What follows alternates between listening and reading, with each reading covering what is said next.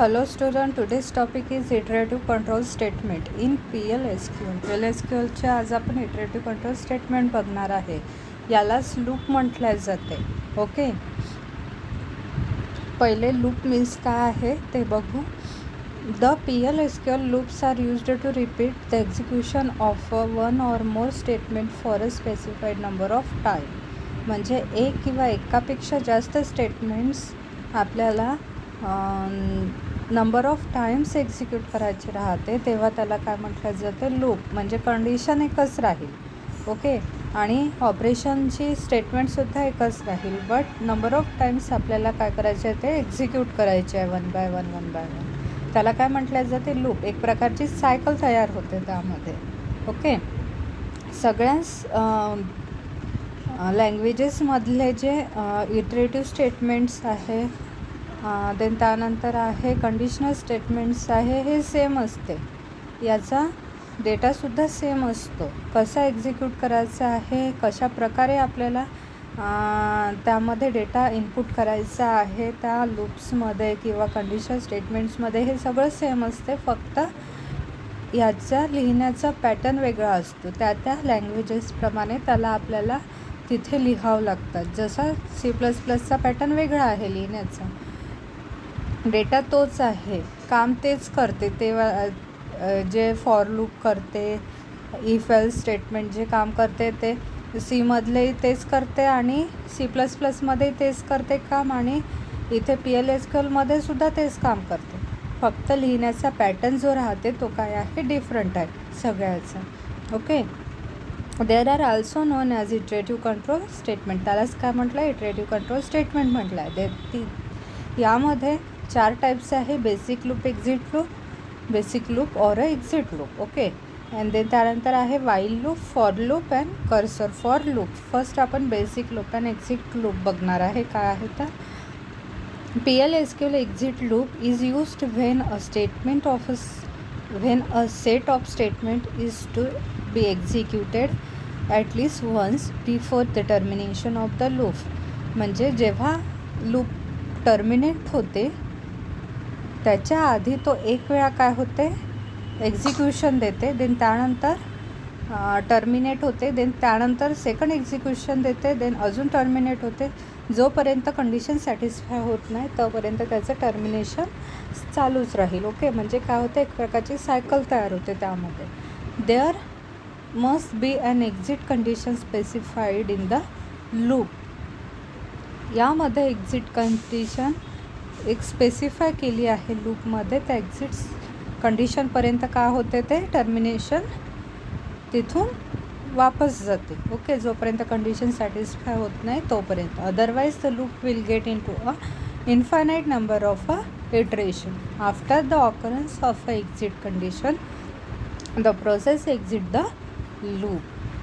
यामध्ये सिंटॅक्स दिलेला आहे एक्झिट लूपचा. फर्स्ट लूप लिहायचं आहे तुम्हाला, देन त्यानंतर स्टेटमेंट द्यायचं आहे की काय तुम्हाला एक्झिक्युशन द्यायचं आहे त्याचं, म्हणजे एम कशा प्रकारे आहे त्याप्रमाणे त्याचं स्टेटमेंट लिहायचं आहे. देन त्यानंतर एक्झिटची कंडिशन द्यायची आहे.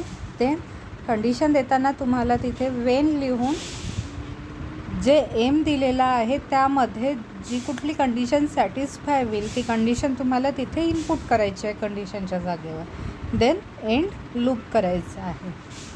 लूपला काय करायचं आहे, एंड करायचं आहे तिथे. इथे एक्झाम्पल दिलेलं आहे, एक्झाम्पलवरून तुम्हाला सिम्पली समजून जाईल. इथे हे एक्झाम्पल कशाचं आहे की 1 to 10पर्यंत नंबर तुम्हाला काय करायचे आहे, एक्झिक्यूट करायचे आहे. म्हणजे 1 2 3 4 5 6 7 8 9 10 हे नंबर तुमचे काय झाले पाहिजे, एक्झिक्यूट झाले पाहिजे.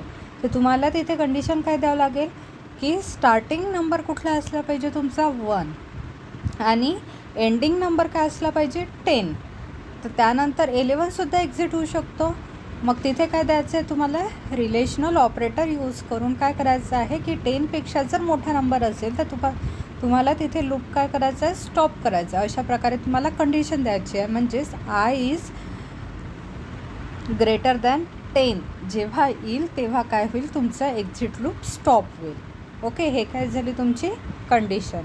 म्हणून इथे काय केलं आहे आपण, स्टार्टिंग नंबर 1 दिलेला आहे. म्हणजे स्टार्ट कुठून होईल, 1 पासून. अँड देन त्यानंतर बिगिनिंग. ओके, लूपची बिगिनिंग कुठून होत आहे, लूपपासून होत आहे, एक्झिट होत आहे. देन तिथे आपण काय दिलं आहे, स्टेटमेंट दिलं आहे, when I is greater than 10.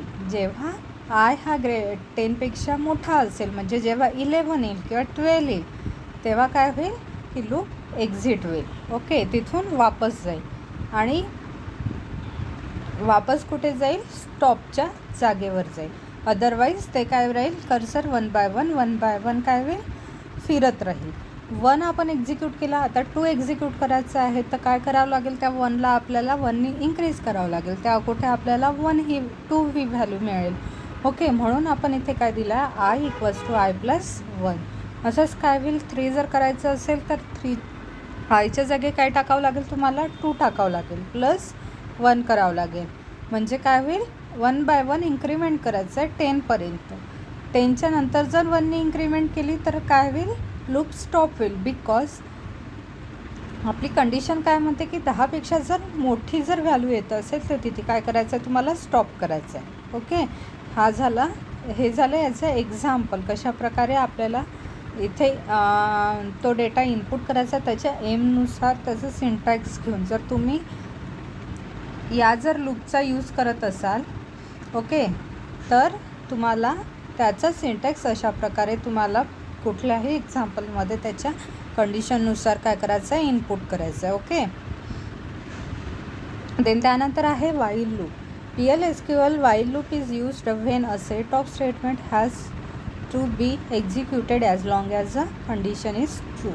जर कंडिशन तुमची जोपर्यंत ट्रू येत नाही तोपर्यंत तुमचं लूप काय राहील, तसाच काय राहील, फिरत राहील. ओके, जशी फॉल्स आली तसं काय होईल, स्टॉप होईल. The while loop is used. The condition is decided at the beginning of each iteration and continues until the condition becomes false. Okay. इथे सिंटॅक्स दिलेला आहे, while कंडिशन द्यायची आहे. वाईलच्या समोर काय द्यायचं आहे, तुम्हाला कंडिशन द्यायची आहे. जसं आता मागच्या याच्यात आपण कंडिशन कोणती घेतली होती, आय इज ग्रेटर दॅन 10. ती कुठे येईल, वाईलच्या समोर. देन त्यानंतर लूप लिहून तिथे स्टेटमेंट द्यायचं आहे, एंड करायचं आहे लूप. ओके, इथे एक्झाम्पल दिलेलं आहे बघा. इथे समोर आपण वाईलच्या समोर कंडिशन दिलेली आहे, जे की आपण एक्झिटच्या समोर लिहिली होती. इथे काय लिहिली, आपण वाईलच्या समोर लिहिली आहे, i is smaller than or equals to 10. इथे कंडिशन आपण दुसरी दिली आहे, बिकॉज आपण हे एक्झिटच्या नंतर दिली आहे का, नाही, एक्झिटच्या आधी दिली आहे. म्हणून काय आहे, ही आपण condition i is smaller than equals to 10. Okay, हे काय होईल, 10पर्यंतच्या व्हॅल्यू काय करेल, हा एक्झिक्यूट करेल. ओके, देन त्यानंतर आहे third, for loop. PLSQL for loop is used when you want to execute a set of statement for a predetermined number of times. जे तुम्ही predetermined number of times statements दिलेले आहे ते काय होईल, तुमचे एक्झिक्यूट होईल यामध्ये, फॉर लूपमध्ये. The loop is iterated between the start and end integer value. Starting to end integer व्हॅल्यूपर्यंत काय होईल, ते लूप चालूच राहत जाईल, जोपर्यंत तुमचं एंड पॉईंट येत नाही तोपर्यंत. The counter is always incremented by 1. आणि 1नी काय करायचं आहे, काउंटर इन्क्रीमेंट करायचं आहे. And once the counter reach the value of a end integer, शेवटच्या इंटिजरपर्यंत जोपर्यंत व्हॅल्यू रीच होत नाही, जशी रीच झाली तसंच काय होईल, तुमचा लूप एंड होईल. इथे आपण फॉर दिलेला आहे, counter in initial value, final value, loop. Then loop statement दिला आहे, एंड लूप केला आहे. ओके, देन समोर एक्झाम्पल दिलं आहे, बिगिनिंग. फॉर लूपमध्ये आपण कंडिशन लिहत आहे, काय आपला स्टार्टिंग पॉईंट काय आहे 1 आणि एंडिंग पॉईंट काय आहे 10. म्हणजे 1 to 10पर्यंत आपल्याला काय करायचे आहे, एक्झिक्यूट करायचे आहे व्हॅल्यू. ओके, वाईलमध्ये काय केलं होतं, कंडिशन दिली होती, i is smaller than or equal to 10. आणि नंतर त्याच्या आधीच्या याच्यात काय केलं होतं आपण, की एक्झिट नंतर आपण कंडिशन दिली होती, i is greater than equal to 10. Okay, इथे काय दिलं आहे, फॉर लूपच्या समोर कंडिशन दिली आहे 1 to 10 पर्यंत व्हॅल्यू आपल्याला एक्झिक्यूट करायची आहेत. देन त्यानंतर आहे continue statement. The continue statement is used to exit the loop from the remainder if its body either conditional or unconditional and force the next iteration for the loop to take place, skipping any code in between. जर आपल्याला कुठलाही code लिहिलेला असेल आपल्याला आणि तो code आपल्याला समोर कंटिन्यू करायचा आहे, ओके, समोरच्या याच्यासाठी कंडिशनसाठी, तर तेव्हा तुम्हाला कंटिन्यू हे स्टेटमेंट द्यायचं आहे. Okay, for example, if continue statement exit a cursor for loop prematurely, then it exits an inner loop and transfer control to the next iteration of an outer loop. The cursor closer, okay, closes येतपर्यंत तुम्हाला काय करायचं आहे, ते continue statement तुमचं work होत राहील. जेव्हा तुम्ही कंटिन्यू स्टेटमेंट द्याल तेव्हा कुठपर्यंत, जोपर्यंत